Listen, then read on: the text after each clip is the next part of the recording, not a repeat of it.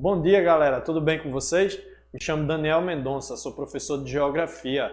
Dou aula lá no Senador Antônio Farias, lá no Ibura. E estou aqui hoje para mais uma aula de Geografia do 8º ano com vocês. Vamos comigo?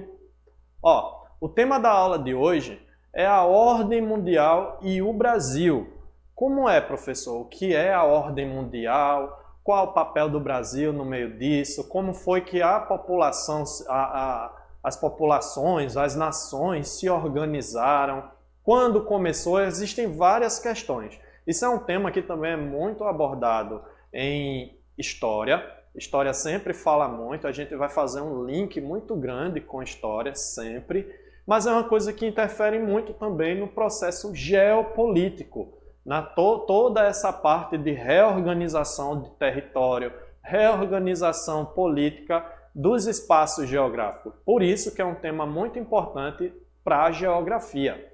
Então, primeira coisa, o que é a nova ordem mundial? O que é ordem mundial? Vamos para os conceitos. O conceito de ordem mundial refere-se ao equilíbrio internacional de poder, ou seja, os poderes de todas as nações tendo a tendência ou a disponibilidade de serem equilibrados. Para ter esse equilíbrio de poder, elas vão envolvendo as grandes potências, com suas áreas de influência e disputas comerciais, econômicas, políticas, diplomáticas e culturais entre os estados ou países. O que é? Ela diz assim, a nova ordem mundial é como se fosse um método de equilíbrio que deveria haver que tem a tendência a haver entre as nações, para que não haja mais certas disputas que houveram em tempos anteriores. Por isso ela veio, eu vou contar um pouco para vocês sobre a história também da ordem mundial, mas eu já vou adiantando para vocês que essa ideia de nova ordem mundial, essa reorganização veio depois das grandes guerras. Essa ideia de vamos se organizar porque o mundo ele tem que ser um pouco mais equilibrado, não haver essa disparidade, mas a gente vê que começa a ter polaridades. Existem, como aqui no conceito diz, que envolvem as grandes potências, porque a gente sabe que para haver uma reorganização tem que ter aquelas figuras que sejam as figuras principais, que vão nortear certos tipos de pensamento. Então, é onde a gente começa a ver o surgimento ou ressurgimento de grandes potências no mundo. E elas vão levar sempre em consideração o que elas têm de melhor, o que elas podem influenciar. Algumas influenciam no seu arsenal bélico, outras têm uma influência muito grande no comércio, outra na economia, na política, na diplomacia, na cultura. São vários tipos de ordem que essas potências têm e elas vão usar para organizar um novo jeito de se pensar no mundo. Aqui eu vou botar, mas antes de entender o que caracteriza a nova ordem, é necessário compreender em qual contexto histórico ela surgiu. Como eu disse a vocês, a gente faz um link direto com a história. Então eu vou mostrar aqui para vocês. Nessa imagem, a gente mostra bem. Ela é uma analogia, né, do que se tornou, é como se fosse um mapa mental. Eu sempre falo para os meus alunos, eles fazerem mapas mentais. Mapa mental é quando você coloca ou um desenho ou alguma coisa que lembre tal assunto no centro, pode ser até o nome do assunto, do tema no centro, e você ir puxando sempre setas para algumas características. Vê, aqui tem reorganização da política internacional. É como se o mundo, após as grandes guerras, ele começasse a se reorganizar. A gente vê que depois da Grande Guerra, a primeira polarização que existiu foi entre os Estados Unidos e a União Soviética. que era uma guerra diplomática entre as potências capitalistas e socialistas, que era capitalista dos Estados Unidos, socialista da União Soviética. Aí veio essa bipolaridade, onde algumas pessoas aderiram, alguns países aderiram ao socialismo e a grande maioria aderiu ao capitalismo americano. Virou uma bipolaridade, mas depois isso novamente se reconfigura quando há o fim da Guerra Fria. Lá em meados de 1989, quando há a queda do Muro de Berlim e toda essa parte que a gente quebra mesmo o conceito de dizer o mundo é oriental e ocidental. A gente passa a ver, a gente dizia que o mundo oriental era socialista e o mundo ocidental era todo capitalista. Após essa emblemática queda do Muro de Berlim, a gente passa a tentar reorganizar o mundo como uma coisa só. Aí a gente vê, ó, a nova ordem mundial, como tem aqui em cima, o fim da União Soviética, o mundo ele passa a tentar ser mais globalizado porque começam a vir as novas tecnologias, a digitalização foi uma coisa que ajudou demais nessa nova ordem mundial. O neoliberalismo, que é um novo conceito, não novo, mas foi bem mais implementado, o neoliberalismo no mundo, um novo conceito de organização financeira. A gente vê a formação, massificação dos blocos econômicos, novos blocos econômicos se formando e se fortalecendo, o surgimento do BRICS, que é a força dos países emergentes que até então eram bem subjugados por essa bipolaridade entre Estados Unidos e União Soviética, e a criação da ONU, que é um órgão mundial, que ela veio, a Organização das Nações Unidas, que ela veio como um órgão para... ele não tem força de lei, o que ela fala não é lei, mas ela dá o norte, ela dá sugestões que os países podem aderir como forma de lei ou não. É um órgão para a unificação mundial. Ó, aí eu falei para vocês, fiquei falando aí no meio da minha fala, falei muito, ó, teve uma hora que era bipolar, teve hora que estava todo mundo no polo e tal.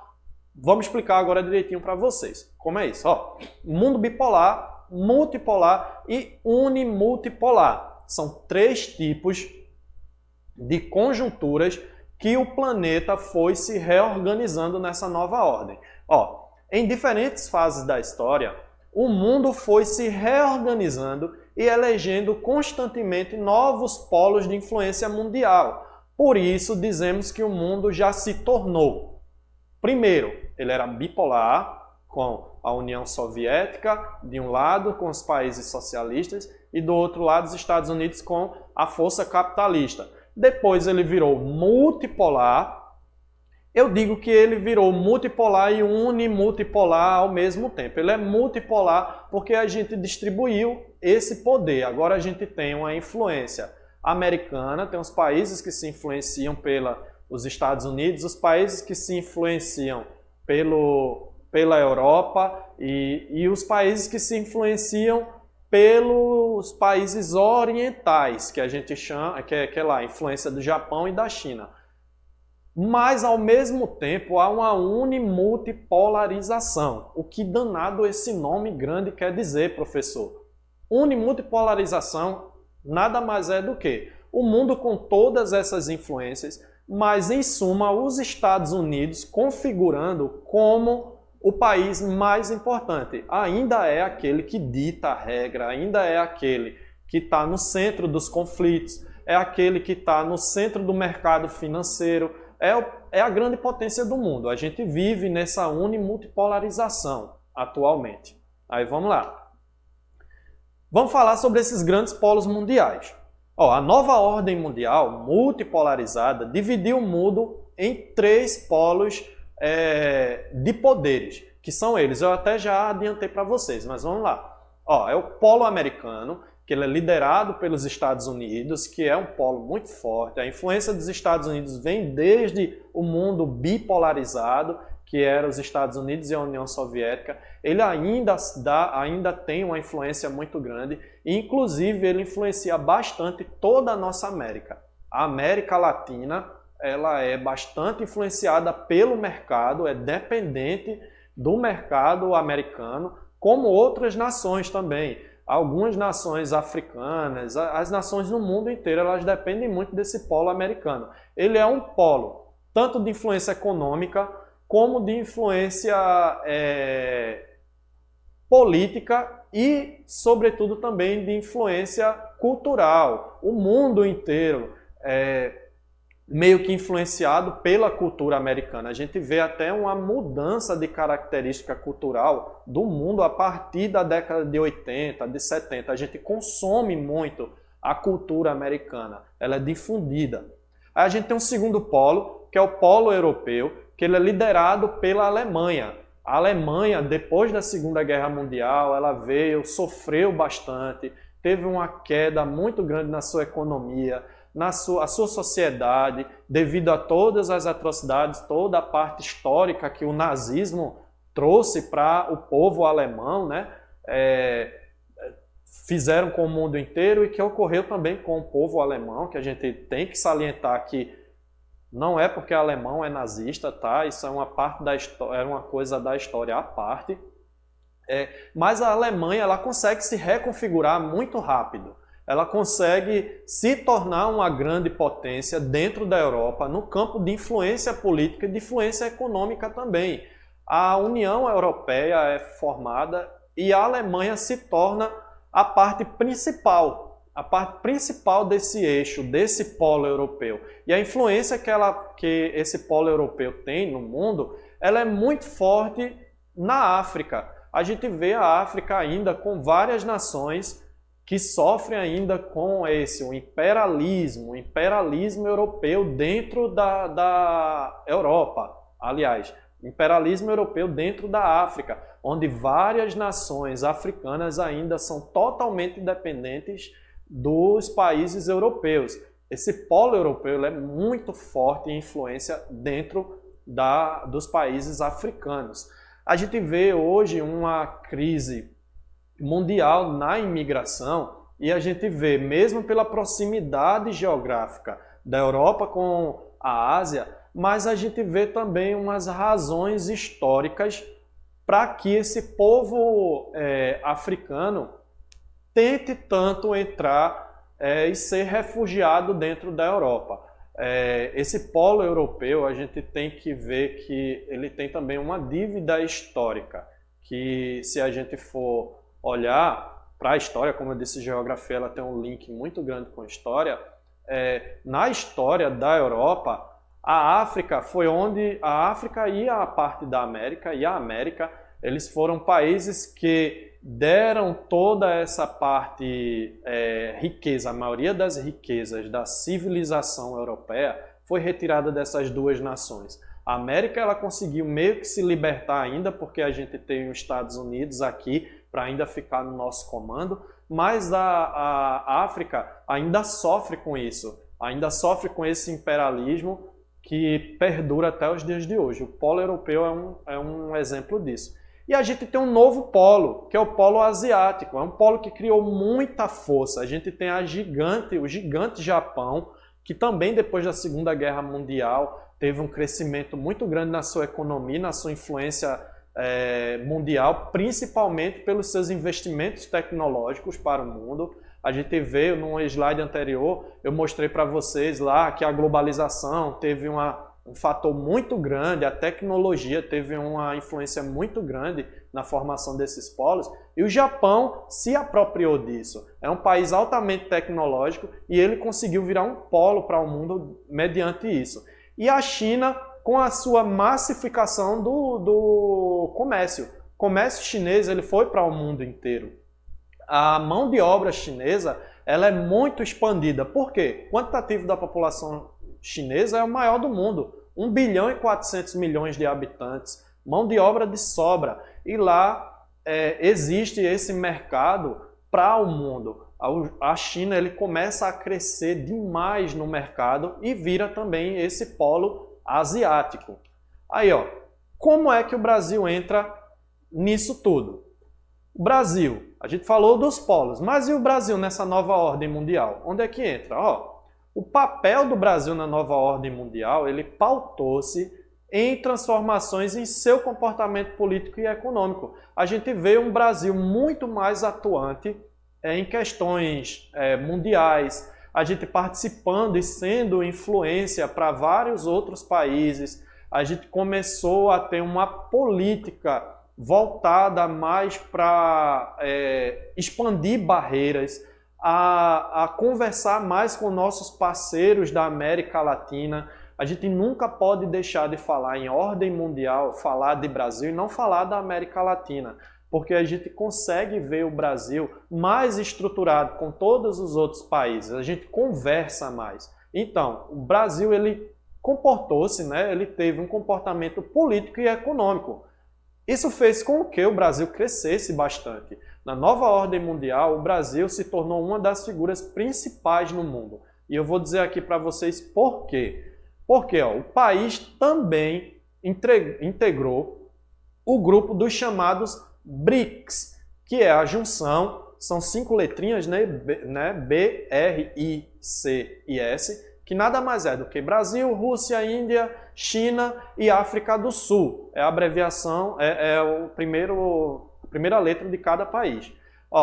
Isso é uma junção, é um grupo em que as principais economias emergentes se uniram de modo informal e em uma posição de ações estratégicas no contexto econômico e político internacional. O Brasil configura nesse meio aí do BRICS como uma dos principais países. Esses são os 5 países emergentes mais importantes do mundo. O mercado mundial, a nova ordem mundial, esses países começaram a ver a força que eles tinham no mercado mundial. Então, por que nós não nos juntarmos informalmente, mesmo a gente não sendo os países ditos como países de primeiro mundo, mas a nossa economia é economia que tem índices elevadíssimos. A China como a primeira, batendo ali com os Estados Unidos como o maior mercado do mundo, o Brasil entre os 10. Vamos nos unir. Uniram, fizeram esse grupo, e isso é um grupo muito importante em relação à economia, a tudo dentro do mundo. Por isso que a gente diz, o Brasil, depois da nova ordem mundial, a gente começou a ter uma influência muito grande, uma capacidade muito grande de interagir com os outros países do mundo. A gente começou a ter essa barreira política e econômica, ela passada, né? Transpassada. A gente começou a conversar mais. Isso só fez com que o nosso país crescesse mais. O BRICS, esse conjunto, né, desses 5 países emergentes, é um retrato fiel disso do que eu lhe falei. E depois aqui a gente vê também que o Brasil se esforçou em fortalecer o Mercosul e propriamente o continente sul-americano como um todo, estabelecendo uma maior integração com países da região, como a Venezuela. O Brasil configura no Mercosul também como a principal figura. É o nosso bloco econômico, é o bloco econômico do Brasil aqui na América do Sul, onde todos esses daí fazem parte. E a gente começou a conversar com esses países, melhorar o nosso mercado e conversar com países que eram bem mais fechados, tentar levar essa economia para o mundo, que é no caso da Venezuela, que vive uma ditadura, mas que sempre teve uma relação muito boa de mercado com o Brasil. O Brasil, na nova ordem mundial, atua nesse papel também, como na diplomacia de saber conversar com outros países, de tentar dialogar, de tentar levar mercados emergentes para outros lugares do mundo e tentar, assim, fazer o que a ordem mundial quer, que é a gente tentar fazer uma coisa mais igualitária. A gente tentar fazer com que todo mundo gire em torno de todo mundo. A gente vive num globo, a gente vive numa coisa redonda, que não tem começo, meio nem fim. Todo mundo gira em torno de todo mundo. Se não se ajudar, esse é o conceito. Aí, para resumir assim, né? O Brasil na ordem mundial, o que ele é? Vê, em resumo, Podemos dizer que o Brasil, no contexto da nova ordem mundial, integra a perspectiva dos países periféricos em busca de melhores condições para a promoção do desenvolvimento e para fazer frente às nações do norte. Tudo isso que eu falei para vocês é o Brasil tendo um contexto muito importante dentro dessa nova ordem mundial, ele sendo uma das figuras principais dos ditos países periféricos, que são os países mais da parte do hemisfério sul, né? Quando a gente divide lá naquela divisão, a linha que divide os países do hemisfério norte como desenvolvidos e os do hemisfério sul como os subdesenvolvidos e emergentes. Aí o Brasil configura aí no meio, em resumo, o Brasil configura como uma das figuras principais. É ele que está lá à frente dessas nações que querem ir bater de frente com o mercado do norte também. Para isso, será necessário que o país encontre uma maneira de melhor se desenvolver no plano tecnológico e industrial, a fim de diminuir as dependências no contexto da divisão internacional do trabalho. Isso é outro assunto que a gente vai falar depois, que é o DTI, que é a DIT, que é o DIT, a Divisão Internacional do Trabalho. A gente tem que melhorar como? A gente tem que melhorar ainda nessa infraestrutura, incentivar mais a parte tecnológica, a parte industrial, que o Brasil tem um campo muito vasto, mas ainda pouco explorado. Quando a gente conseguir políticas públicas, políticos sérios que investam realmente nessa parte, a gente consegue ou se manter ou melhorar ainda mais os nossos índices, enquanto mundo, né? Só recapitulando aqui para vocês. A nova ordem, ela é essas três partes aí que estão pintadas. A primeira, que faz menção aos países que são influenciados pelos Estados Unidos, você dá para ver aí que ele pega bastante toda a América. A segunda parte, que é o polo que é todo influenciado pela Europa, aí você vê, como eu falei para vocês, a África inteira influenciado pela Europa e uma parte aí do oceano, na parte de cima, do Oceano Atlântico.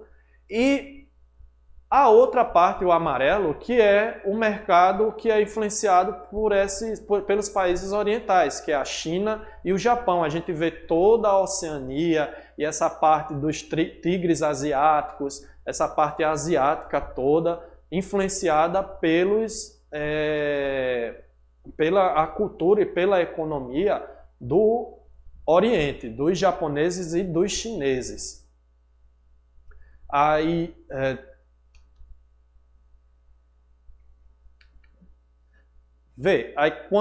só deixa eu tentar lembrar para vocês mais sobre essa parte da nova ordem.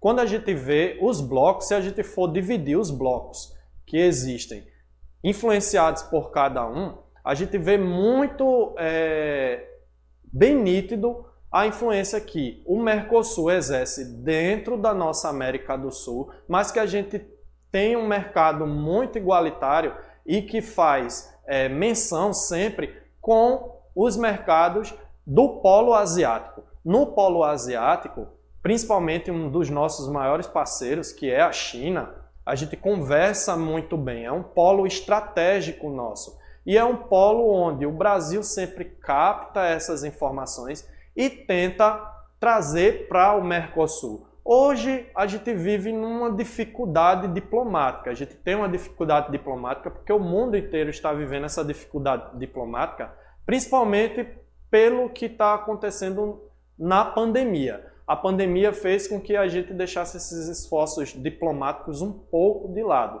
Mas essa parte do comércio, essa parte de interação da nova ordem mundial, ela não pode cessar. E é uma coisa que a gente, por enquanto, as nações, por enquanto, estão deixando em stand-by, estão deixando aqui, mas sempre pensando nela, estão dando prioridade ao que tem de salvar vidas por conta dessa nossa pandemia, né? Que é o que a gente está atual.